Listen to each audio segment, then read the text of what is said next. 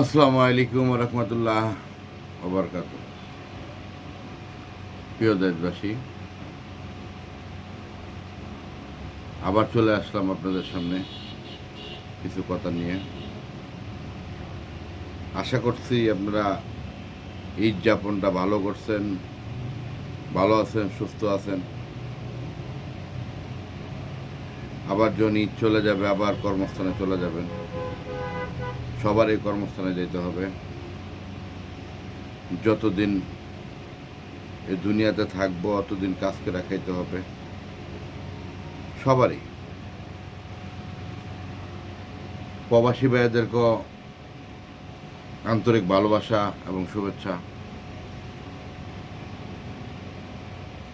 তবে সবচেয়ে বড় কথা হলো আমাদের মাতৃভূমি বাংলাদেশের ভিতরে 18 কোটি মানুষের ভিতরে সবাই তো আর খারাপ না। তবে কিছু কথা না বলে পারি না। যতদিন বাপ মা বেঁচে থাকবে অতদিন ঈদের আনন্দটা আপনার সম্পূর্ণভাবে পাবেন। বাপ মা যারা আছে সেই বুঝে বাপ মার কদর। আর কিছু আছে বাপ মা থাকলে কদর থাকে না, বাপ মা বোঝা হয়ে যায়। এই নিয়ে আজকে কথাটি বলতে আসছি। প্রবাসে যারা থাকেন তাদের জন্য আমি একটা কথা বলবো, প্রবাস জীবনটা যে কত কষ্টের এটা আমার চেয়ে ভালো কেউ জানে না। আমার আত্মীয় স্বজন বন্ধু বান্ধব সবাই প্রবাসে ছিল, আছে। তারা কিন্তু আমাকে বলে যে প্রবাস জীবন কত কষ্টের।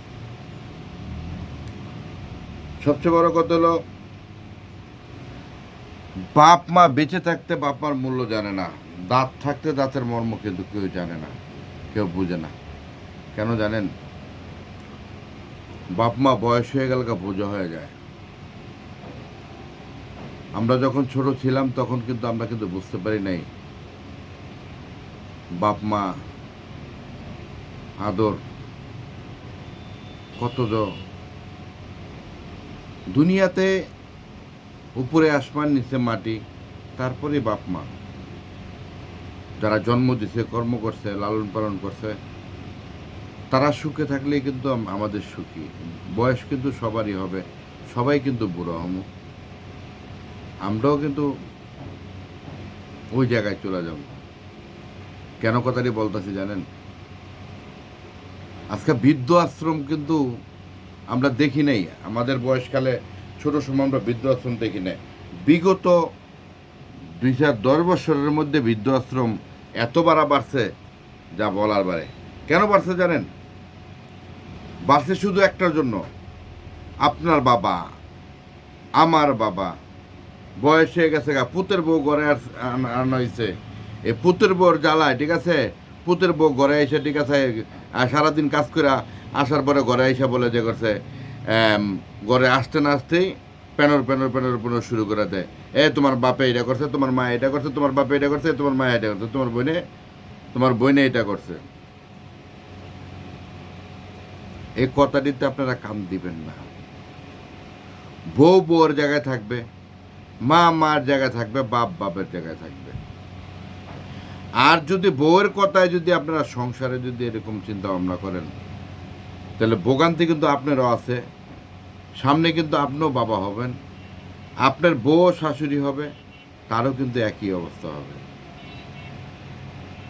আর যারা মেয়ে বিয়ে দেন তাদেরকে আমি উদ্দেশ্য করে বলতেছি যে আপনার মেয়ে বিয়ে দিচ্ছেন, মেয়ে বিয়ে দেওয়া পর্যন্তই শেষ। আপনি এটার মধ্যে নাক গলাবেন না, পরের সংসারে আগুন লাগাবেন না, পরের পোলার উপরে লোভ করবেন না। তাহলে আপনার মেয়ের বিয়ে কয়টা হবে আপনি নিজেও কল্পনা করতে পারবেন না। এই স্বামী ভালো না ওই স্বামী ভালো, তখন কিন্তু কোনো স্বামী ভালো হবে না। কেন কথাটি বললাম জানেন? বাপ মানে বট গাছ, মা মানে ছায়া। আপনি যত কষ্ট করে আসবেন না কেন বাইরে থেকে, আল্লাহ আল্লাহ পাক নামাজের ইয়ের মধ্যে বসেও বা মা বাবা দোয়া করবে যে আমার সন্তানরা যদি সুস্থ থাকে। আপনার বউ কিন্তু আপনার জন্য এটা করবে না। তো এই জন্য বললাম ভাই, প্রবাসী যারা আছেন তাদেরকেও বললাম আমার ভিডিওটা অবশ্যই আমার Facebook page, YouTube channel subscribe করে দিবেন, একটা লাইক কমেন্টস করে দেবেন, আপনাকে মতামত জানাবেন। ভিডিওটা যদি ভালো লেগে থাকে অবশ্যই মতামত জানাবেন। কেন আমার প্রতিটা গ্রাম গঞ্জে এখন আমি দেখতেছি যেটা দিন দিন দিন দিন বাড়তাছে, কমতেছে না। সেই জন্য আসুন সবাই মিলে এটা লুকে দাঁড়াই, সংসার শুক্র হয় রমণীর গুণে, এটা মানতে হবে।